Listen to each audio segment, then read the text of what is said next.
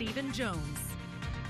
Well, we were looking at a pretty cloudy Christmas Eve across the entire Concho Valley, but pretty great for temperature-wise. Only kept us in the 60s today, so not too bad. And then, of course, going into the overnight hours, still holding on to a lot of that cloud cover and going to continue to hold on to some of that cloud cover. But thanks to the northerly winds, going to be cooling off a bit more than we did last night.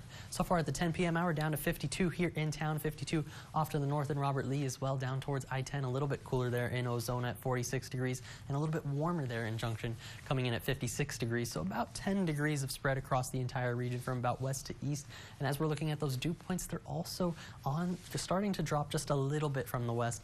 46 here in town, 42 there in Ozona. And as you work your way towards the east, you know, just a little bit more of that moisture with the 50s for dew points and those relative humidity indices in the 90s versus the 70s. We're still going to see those on the rise as our temperatures come down, of course, and get closer to that dew point. And looking over the next 48 hours, we're going to see a little bit of variability in terms of that moisture. Some more drier air working in tomorrow, and then that southerly flow comes right back. And then, of course, another cold front is going to bring some more drier air to the Concho Valley as we go into Friday. So kind of a back and forth action as we're going into the next 48 hours or so and through the week ahead. And as we're looking at that current satellite for you, you can still see that big plume of moisture really just working over the entire Rocky Mountains, going up into Montana right now, and of course down into Texas. We've been dealing with some good storms off to the east as well. And when we turn on the radar for you, you can see some of that snow with that moisture off towards the mountains as well. And then when we go into Texas, here's where some of those storms are really starting to fire off. You can see severe thunderstorm warnings going off into East Texas here in December. Had even tornado warnings earlier today.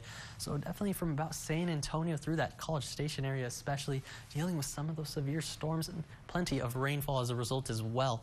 Looking into tomorrow, Christmas Day, for that severe weather outlook, you can see not expecting some of that severe weather, just general thunderstorm risk from about Lubbock into Amarillo and as well towards the Texas Gulf Coast. But then as we're getting ready to return home on Thursday, that's where we see the severe weather make a return, almost a repeat of what we're seeing today. East Texas once again in the bullseye from about Waco, College Station, Shreveport, Louisiana, all those in that level 2 out of 5 risk for severe weather. Dallas, Houston, and Austin in that level 1 out of 5, and even the eastern Concho Valley coming in with some good general thunderstorm risk. So we're going to have that 10% chance of some sprinkles going into tomorrow, but I think most of us are going to be staying dry for the most part.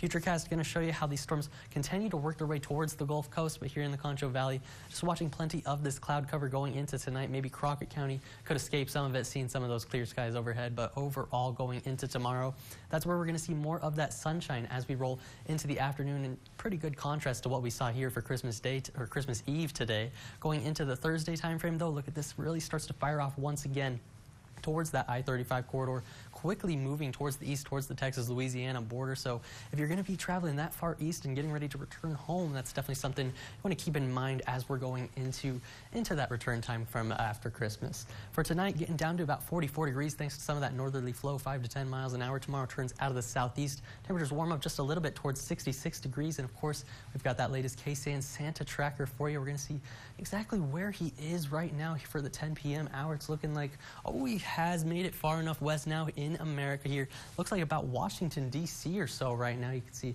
just passing through over 4 or 5 billion gifts delivered. So, you know, he's going to be here in the Concho Valley before too long either. Make sure those cooked milk and cookies are ready.